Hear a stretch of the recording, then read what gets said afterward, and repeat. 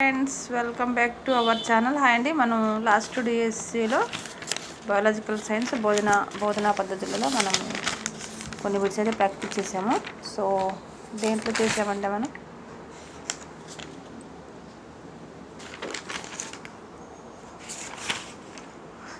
సమాచార ప్రసార సాంకేతికాల అన్వయాల ప్రణాళిక, దీంట్లో కొన్ని బిట్స్ అయితే మనం అయితే ప్రాక్టీస్ చేసేసామండి మొత్తం. సో నెక్స్ట్ వచ్చేసి మనకి కంటిన్యూషన్ బిట్స్, కొన్ని ప్రాక్టీస్ బిట్స్ అన్నమాట.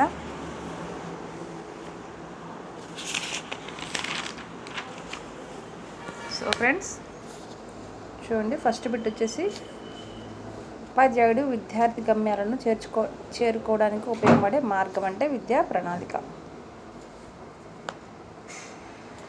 కరిక్యులం అనే పదం కెరీర్ అనే లాటిన్ పదం నుంచి ఉద్భవించింది. కెరీర్ అంటే అర్థం పరిగెత్తడానికి దారి.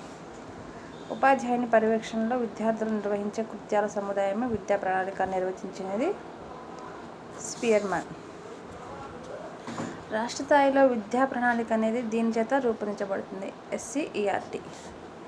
విద్యార్థి యొక్క భౌతిక, భావోద్రేక, సాంఘిక, ఆధ్యాత్మిక, నైతిక విలువల అభివృద్ధికి పాఠశాల లోపల వెలుపల వివిధ అనుభవాలను కల్పించేది విద్యా ప్రణాళిక నిర్వచించింది క్రో అండ్ క్రో.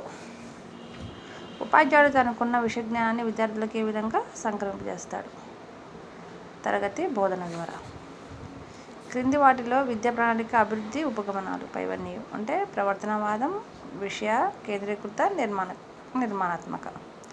శిశు కేంద్రీకృత విద్యా ప్రణాళికలో దేన్ని నిర్మాణాత్మక దృక్పథంలో చూడవలసి ఉంటుంది? అభ్యాసనను. నెక్స్ట్ వచ్చేసి ఈ క్రింది వాటిలో జ్ఞానమునకు సంబంధించి సరికానిది ఏదంటే భావనలు అమూర్తం నుంచి మూర్తం వైపుకు పురోగతి చెందుతాయి. ఇది మనకి లాస్ట్ డిఎస్లో అడిగారండి, ఇంపార్టెంట్ ఇది. నెక్స్ట్ బిట్ వచ్చేసి అభ్యాసకుడు ఒక జ్ఞాన నిర్మాణకర్త అని, దానికోసం వారు అన్వేషించే సమస్యలను పరీక్షించగలిగితే స్వయంగా భావనలను అభివృద్ధి పెంపొందించుకునే విధంగా బోధన అభ్యాసాలను కల్పించాలని సూచించింది ఏమంటే NCF 2005లో. జాతీయ విద్యా ప్రణాళిక చట్టం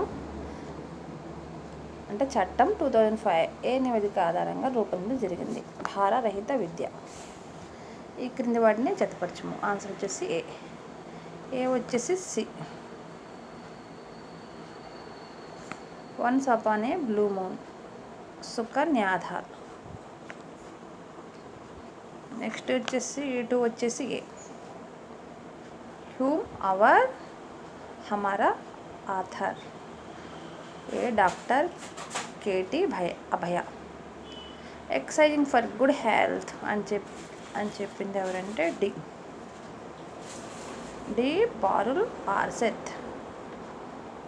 astrology sense or nonsense అని చెప్పింది 4th వచ్చేసి B1 బసు. ఏ కమిషన్ సిఫార్సుల మేరకు విజ్ఞాన శాస్త్రం అందరూ ఖచ్చితంగా చదవవలసిన విషయంగా మారిందంటే కోటారి కమిషన్. జీవశాస్త్ర బోధనను పరోక్షంగా ఇవి నిర్దేశిస్తాయంటే విలువలు. సృజనాత్మకత విలువలు కలిగిన విద్యార్థి ఈ లక్షణాలు కలిగి ఉంటాడు.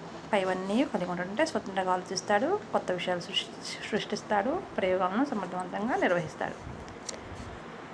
శాస్త్రీయ వైఖరి ఉన్న వ్యక్తికి పైవన్నీ విశాల భావాలు ఉంటాయి, విశాల దృక్పథం ఉంటుంది, మూఢనమ్మకాలకు వ్యతిరేకంగా ఉంటాడు. ఇవన్నీ కూడా శాస్త్రీయ వైఖరి ఉన్న వ్యక్తికి ఉండవలసిన క్వాలిటీస్ అన్నమాట. నెక్స్ట్ వచ్చేసి అభ్యాసన సమీకరణాల్లో కొన్ని బిట్స్ ఉన్నాయి, ఒక 10 బిట్స్. జీవశాస్త్ర బోధనాభ్యాసంలో సామాజిక వనరులు ఎన్ని రకాలుగా ఉంటాయంటే 2.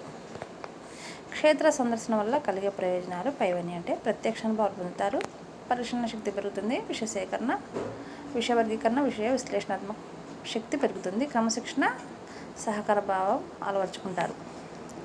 క్షేత్ర సందర్శన నిర్వహణ గురించి సరైన అంశం గుర్తించండి. ABC ఇవన్నీ కూడా సరి అయినవి. ఉపాధ్యాయుని సహకారంతో విద్యార్థులు ప్రణాళిక రచించేస్తారు. సమాచార సేకరణ పత్రాలు ముందుగా తయారు చేసి పర్యవేక్షణకు ముందుగా విద్యార్థులకు ఇవ్వాలి. ఉపాధ్యాయుల స్నేహితులుగా మార్గదర్శిగా ఉండాలి. మనకి ఇవన్నీ కష్టంగా ఉండి చదువుకొని కొంచెం మనం కేర్ఫుల్గా పెట్టాలనే ఆన్సర్. ఇవన్నీ మనకి చాలా ఇంపార్టెంట్ అనమాట. ఈ క్రింది వాటిలో ఏ అంశంలో తరగతి గదిని సమాజంలోకి తీసుకువెళ్ళే విధానాన్ని ఏమని పిలుస్తారంటే క్షేత్ర పర్యటన. సైన్స్ క్లబ్లో గల శాస్త్రీయ పుస్తకాలను విద్యార్థులు చదివించి వారు ఎంతవరకు గ్రహించారు తెలుసుకోవడానికి ఉపాధ్యాయుడు ఈ క్రింది వాళ్ళు రికార్డ్ చేసుకోవాలి. బోధన సూచి ద్వారా. నెక్స్ట్ వచ్చేసి అన్ని రకాల మాధ్యమాలను సమీకృతం చేసి ఒక నిర్మాత్మకమైన ప్రదర్శనను ఏర్పాటు చేయడాన్ని ఏమంటారంటే మల్టీమీడియా. భారతదేశంలో విజ్ఞాన శాస్త్ర పీఠికలను ఈ క్రింది వాటిలో ఎవరు రూపొందించారంటే ఎన్సీఈఆర్టీ. మనకు తెలిసిన విషయమే. శ్రావణోపకరణ బోధనోపకరణ కార్యక్రమాల ద్వారా అధికంగా లాభపడడానికి ఈ క్రింది అంశాలు దృష్టిలో ఉంచుకోవాలంటే పైవన్నీ. వినికిడి సమస్య ఉన్న విద్యార్థులకు ముందు వరుసలో కూర్చోబెట్టుకోవాలి. తక్కువ సమయం ఉండే సంభాషణ మాత్రం ఏర్పాటు చేయాలి. విద్యార్థులకు ముందుగా ప్రసారమయ్యే కార్యక్రమం గురించి పరిచయం చేసి వాటి ఉత్సాహాన్ని పెంపొందించాలి. ఇది కూడా మనకి లాస్ట్ థీసిస్లో అడిగాడండి. ఈ క్రింది వాటిలో దేని ద్వారా అభ్యాసన వనరులను సేకరించడం జరుగుతుందంటే పైవన్నీ. అంటే గ్రంథాలయాల ద్వారా, కస్టల్ ల్యాబొరేటరీ, నెక్స్ట్ వచ్చేసి డిస్క్ రికార్డులు. అభ్యాసన వనరులు సమీకరణ కొరత ఉన్న ప్రదేశాల్లో పాఠశాలలో ఏవి అభివృద్ధి చేయడం చాలా అవసరం అంటే సైన్స్ కార్నర్. చూసారు కదా ఫ్రెండ్స్, ఇవన్నీ మరిన్ని వీడియోస్ కోసం like, share and subscribe. Please like, share and subscribe.